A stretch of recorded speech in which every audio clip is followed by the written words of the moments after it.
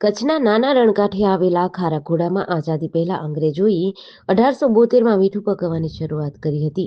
ત્યારે ખારાખોડાથી રણ તરફ જવાના રસ્તે ભારત સરકારના જાહેર સાહસનામા હિન્દુસ્તાન સોલ્ટ દ્વારા જે બોર્ડ મૂકવામાં આવ્યું છે, જેમાં સ્પષ્ટ લખ્યું છે કે આ તમામ 23,000 એકર જમીનના શેરહોલ્ડર એકમાત્ર રાષ્ટ્રપતિ છે. આજથી અંદાજે 150 વર્ષ અગાઉ આઝાદી પહેલા ખારાખોડા ખાતે મીઠાનો વેપાર કરતા બ્રિટિશરોએ મીઠાની કંપની બનાવી કેટલીક જમીન ભાડે લઈ અંદાજે 23,000 જેટલી જમીન પર પોતાનો કારોબાર વિકસાવ્યો હતો.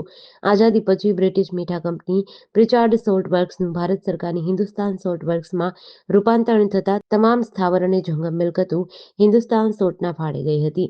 એ સમયે આ તમામ જમીનના શેર બહાર પાડી તેના માલિક ભારતના રાષ્ટ્રપતિને બનાવ્યા હતા. આજે પણ આ જમીનના શેરહોલ્ડર એકમાત્ર રાષ્ટ્રપતિ છે. આમ આ જમીનમાં વસેલું ગામ રાષ્ટ્રપતિની માલિકીનું કહી શકાય.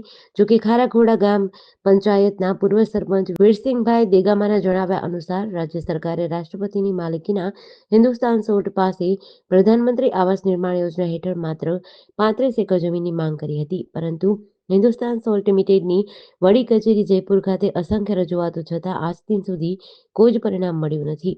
આમ 10,000ની વસ્તી ધરાવતા આ ગામમાં વસતા લોકો પેઢી દર પેઢીથી વસતા હોવા છતાં ગામતળ પંચાયતનું ન હોવાથી લોક કલ્યાણની કોઈ પણ યોજના અહીં સાકાર થતી નથી. સરકાર હિન્દુસ્તાન સોલ્ટ પાસેથી જમીન સંપાદન કરી ગામતળ પંચાયતને સોંપવું જોઈએ એવી વ્યાપક માંગ ગ્રામજનોએ ઉઠાવી છે. આ ગામમાં અંગ્રેજોએ બનાવેલા કુલ 620 મકાનોમાંથી કલાકૃતિના ઉત્કૃષ્ટ નમૂનારૂપ 450થી વધુ મકાનો ભવ્ય ભૂતકાળની ગવાહી પૂરતા આજે પણ અકબંધ છે. આ મકાનો પર અંગ્રેજોએ લખેલી તકતીઓ આજેય લાગેલી છે. જેડીસી ન્યૂઝ સાથે જયેન્દ્રસિંહ ઝાલા, લખતર.